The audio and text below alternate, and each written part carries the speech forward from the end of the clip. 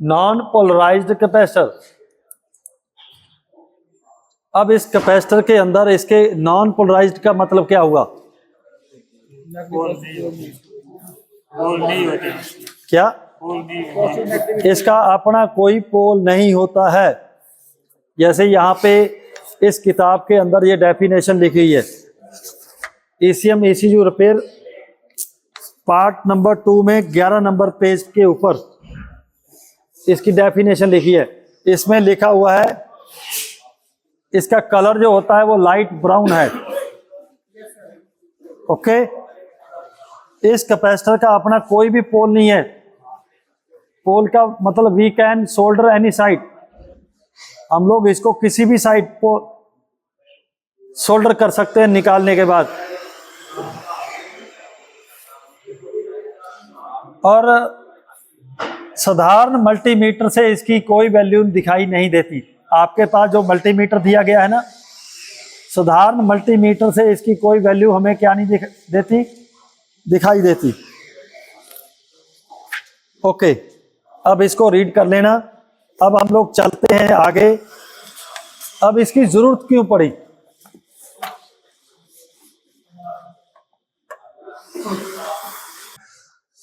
इसको बनाइए। ये मैंने अभी हम लोग बात कर रहे हैं non polarised capacitor. Non polarised capacitor की जरूरत क्या है, पहले तो ये हमें क्लियर होना चाहिए ये काम क्या करता है। इसको हमारे ईसीएम में या इलेक्ट्रॉनिक कंट्रोल मॉड्यूल में क्यों यूज किया गया, उसका बेसिक फंडामेंटल हम लोग कुछ समझते हैं। ठीक है, ये एनपीसी है। जब आप लोग ट्रेसिंग करोगे ईसीएम के अंदर तो हमारे पास इस तरह एक एनपीसी आएगा। एनपीसी वहां पे लिखा हुआ है 90% वन साइड पर कनेक्ट।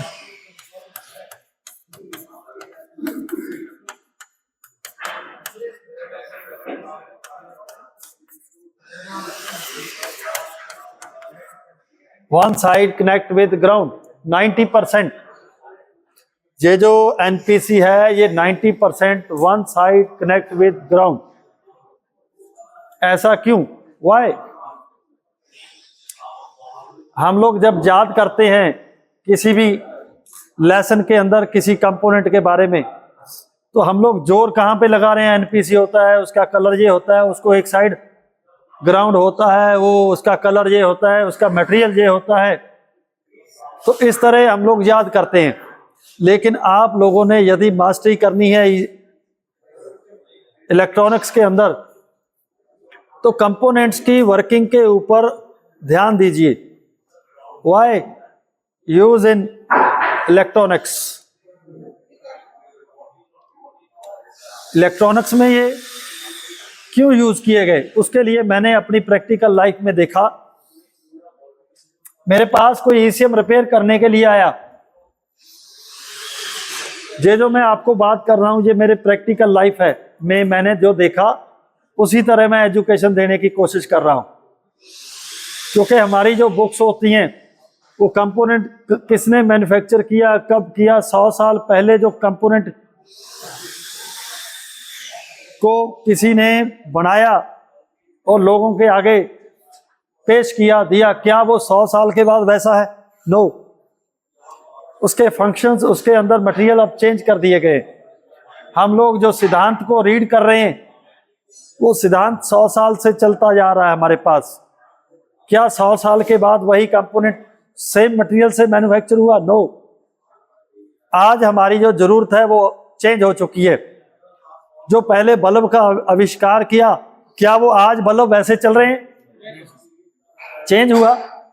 तो अगर हम लोग आज के जमाने में बल्ब की डेफिनेशन देखेंगे तो हमारी चेंज हो गई। पहले बल्ब हीट हो रहा था, आज देखेंगे बल्ब, अरे यार हीट मैं हाथ नहीं लगा सकता था, चेंज हो गया। तो इसलिए हम लोगों को जरूरत है, जो हम लोग किसी ईसीएम के अंदर किसी कंपोनेंट को देख रहे हैं उसको समझने की। ये नहीं कि जो लिखा हुआ है उसको रीड करते रहेंगे, फिर आप कभी भी ईसीएम और कंपोनेंट्स को कभी भी बुक्स के अंदर मैच नहीं कर सकते। मेरे लिए सबसे प्रॉब्लम की बात यह है कि मैंने जो बुक्स के अंदर रीड किया वो मुझे ECM के अंदर वैसा नहीं मिला। इसलिए हमें अपने एक्सपीरियंस से आगे बढ़ना है। इसीलिए मैं आप लोगों को बोलता हूं कि रीड बाद में करेंगे, पहले रिसर्च करना है। आप यहाँ पे इंस्टीट्यूट के अंदर ECM रिपेयर की ट्रेनिंग लेने आए हो, मीटर रिपेयर की ट्रेनिंग लेने आए हो। क्या ECM और मीटर के अंदर वही कंपोनेंट्स हैं जो हम लोग ओल्ड 150 साल से 100 साल से जिस बुक को रीड करते आ रहे हैं? ये हमारे सोचने की जरूरत है आज के समय में।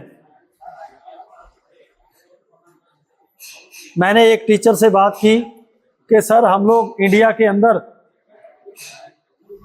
इतनी तरक्की, इतनी तेजी से आगे बढ़ रहे हैं इलेक्ट्रॉनिक के अंदर, क्या हम लोग 20 साल तक चाइना के बराबर हो जाएंगे? तो उसका आंसर था नो। व्हाई? क्यों? मैंने पूछा क्यों? सर मुझे सन 2000 में मैंने पास आउट किया, बीटेक इंजीनियरिंग कंप्लीट की। उससे पहले जो किताब थी वो मैंने रीड की। आज मैं पढ़ा रहा हूं 2020 के अंदर, तो क्या पढ़ा रहा हूं मैं?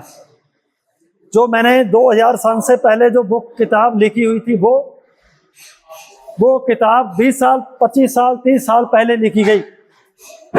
जिसने वो किताब लिखी उसने उससे 30 साल पीछे जो 1947 में हमारे किसी टीचर ने रीड किया, वो 1985 में आके उसने क्या कर दिया, आगे स्टूडेंट को आगे पेश कर दिया वो नॉलेज। 1985 में जिसने रीड किया उसने आकर 2000 सन में हमें दे दिया। तो चेंज क्या हुआ? जो कंपोनेंट, फॉर एग्जांपल, जो कंपोनेंट इस तरह हमें बताया गया कि ये मॉसफेट है, लेकिन जब हम लोग ECM के अंदर देखते हैं तो मॉसफेट कैसा आ गया?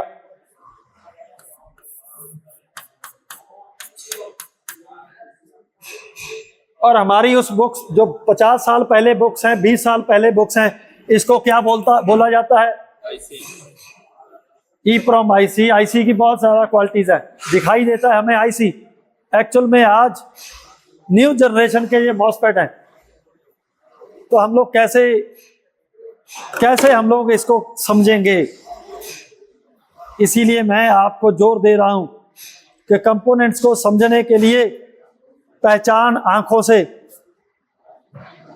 व्हाट इज दिस, IC या मॉसफेट? पहला नॉलेज फेलियर, आप उसमें हो सकता है फेल हो जाओ। मैं इसको मॉसफेट नहीं, मैं इसको IC समझ रहा हूं। लेकिन सेकंड स्टेप मैंने क्या अभी बताया था, देखो कॉपी के अंदर। सेकंड स्टेप क्या बताया था? बोलिए उसका काम क्या है?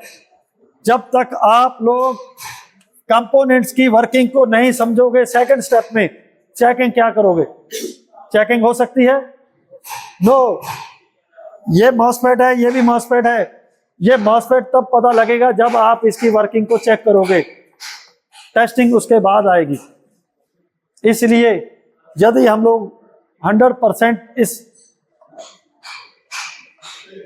एजुकेशन को 100% आप देना चाहते हो, लेना चाहते हो, आपको समय देना है, अपनी समझदारी देनी है। समय में क्या देना है? अपनी समझदारी, सोच।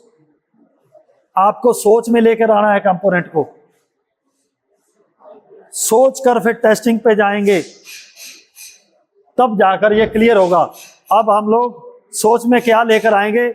हम लोग एजुकेशन के जो सिस्टम है उसको हम लोग चेंज करने की कोशिश कर रहे हैं।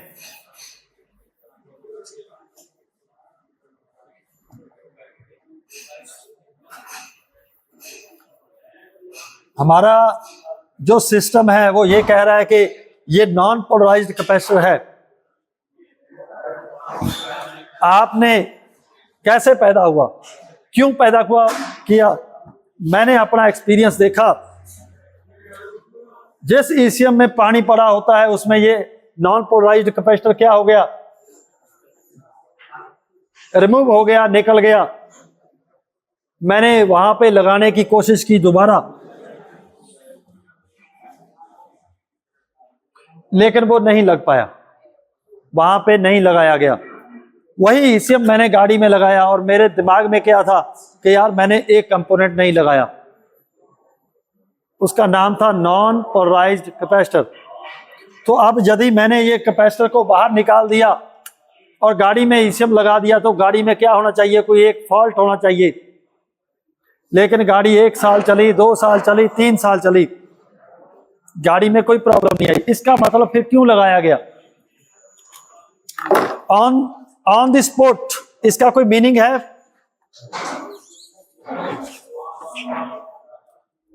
क्यों, वाई? फिर मेरे दिमाग में आया क्यों, वाई? और हम लोग इसको याद करते जा रहे हैं। नॉन पोलराइज्ड कैपेसिटर ये लाइट ब्राउन कलर का होता है। सर पूछेंगे कल एग्जाम, कल मेरे से पूछा जाएगा, मुझे नहीं आएगा, मुझे। हम लोग डिप्रेस होते हैं एजुकेशन लेते समय। आपको डिप्रेस नहीं होना, आपको किसी की एडवाइस नहीं लेनी, रात को बैठकर किसी से बात नहीं करनी, खुद आत्म मंथन कीजिए कि सर ने हमें सर ने 2 कंपोनेंट्स आज बताए, उसका मीनिंग क्या था, क्यों लगाया गया, क्यों लगाया गया, क्यों लगाया गया। अगर आप किसी दूसरे से एडवाइस ले रहे हो, किसी दूसरे से पूछ रहे हो, इसका मतलब आप पीछे जाने के रास्ते पे चल पड़े। क्यों पूछ रहे हो? क्योंकि आपने क्लास में बैठकर सुना नहीं, आपने अपनी कॉपी पे नोट नहीं किया, आपने कॉपी के ऊपर नोट करने के बाद रीड नहीं किया, आपने अपने पीजी में बैठकर जब आपको टाइम लगा आपने किसी जो आपकी नोटबुक है उसको खोला ही नहीं कि क्या किया था। आपने पीजी में बैठकर, रूम में बैठकर ये सोचा ही नहीं हमें क्या पढ़ाया गया था, इसलिए एक स्टूडेंट पीछे रहता है। रीडिंग जरूरी नहीं है, आपके काम आपकी सोच में आना जरूरी है। इसी का रिजल्ट मुझे मिला। मैंने जब ये कंपोनेंट्स को देखा, यार क्यों, वाई, क्यों लगाया गया, तो मैंने अपनी लाइफ में देखा यदि ये कंपोनेंट 90% ये कंपोनेंट रिमूव कर देता हूं,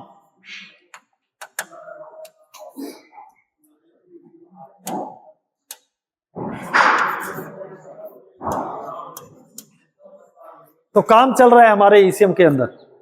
अब क्यों, वाई, फिर इसको यूज क्यों किया गया, उसके ऊपर बात करते हैं।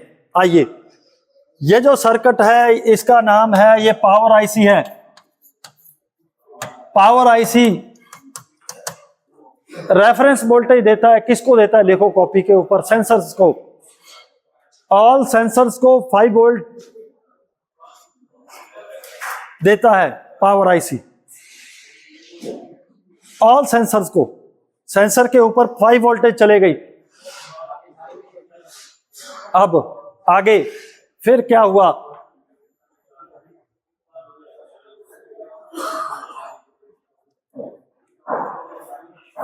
अब आगे चलते हैं। फिर क्या हुआ, ये सेंसर शॉर्ट होने के अक्सर केस आते हैं। सेंसर क्या हो जाते हैं, शॉर्ट आप समझते हो, जब नेगेटिव और पॉजिटिव आपस में, अगर ये सेंसर शॉर्ट हो गया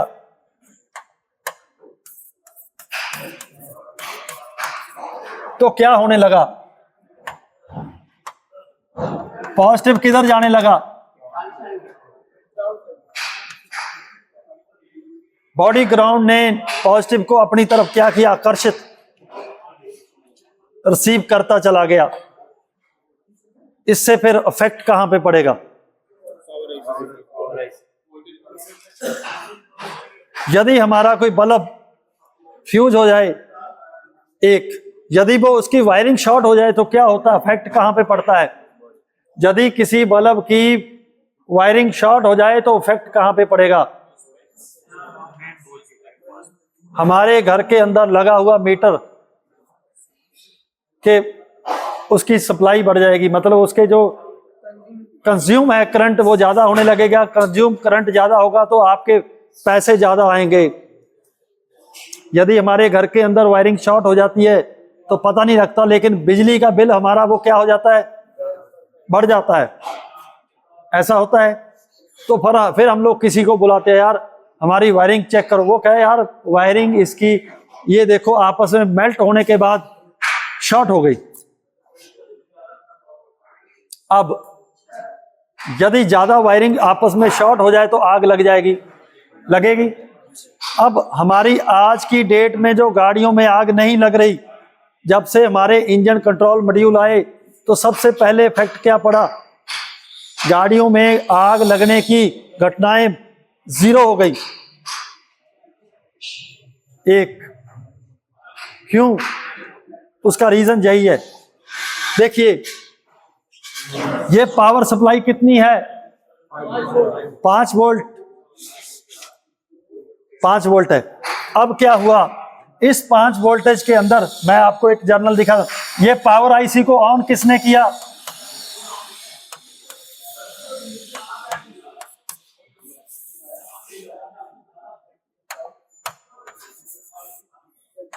बैटरी ने।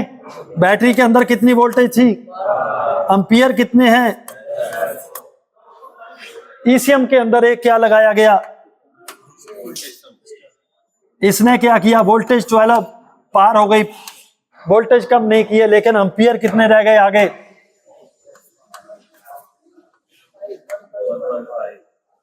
एक रजिस्टर ने क्या कम कर दिया, उसकी ताकत को कम कर दिया, एम्पियर को कम कर दिया।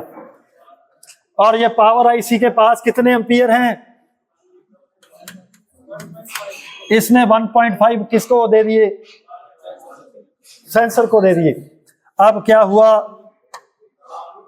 अब हमने इसकी सेफ्टी करनी है। यदि ये आपस में शॉर्ट हो गए तो यहां पे यदि इसको ना लगाया जाए एनपीसी को, सपोज करो, तो ये शॉर्ट होने के बाद इफेक्ट किसके ऊपर पड़ेगा, इफेक्ट क्या पड़ेगा, एम्पियर ये ज्यादा लेने लगेगा। पहले सेंसर कितने एम्पियर ले रहा है, मान लीजिए 1.5 एम्पियर। यदि ये एम्पियर कितने लेने लग जाए तो फिर क्या होगी, आग लगेगी, गर्म होगी, वायरिंग गर्म हो जाएगी। सेंसर शॉर्ट हुआ, उसके कारण इफेक्ट क्या पड़ेगा, सेंसर तो शॉर्ट होते रहेंगे, फिर आग लग सकती है। अब उसको उसकी सेफ्टी करने के लिए जब ये सेंसर ज्यादा 5 एम्पियर लेने लगा तो इफेक्ट किससे लेगा, 5 एम्पियर, पावर आईसी खुद कितने एम्पियर लेकर ऑन हुआ। इसका मतलब ये क्या हो जाएगा, हीट होने लगेगा। हीट होने के बाद इसको क्या लगेगी, आग लग सकती है, चाहे इंजन के ऊपर वायरिंग को लगे या ईसीएम के अंदर लगे। तो अब एक सेफ्टी कंपोनेंट्स यूज करना पड़ा, जिसको हम लोग क्या बोलते हैं, एनपीसी।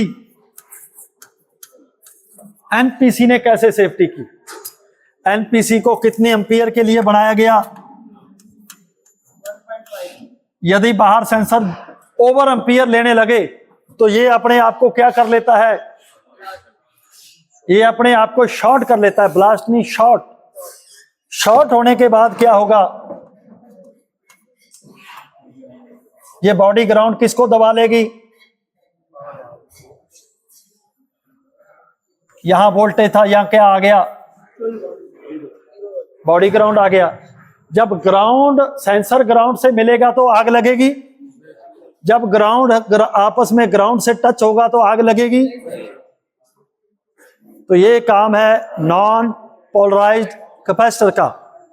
नॉन पोलराइज्ड कैपेसिटर को सर्किट के अंदर शॉर्ट होने के लिए लगाया जाता है, एक इसका एक काम है।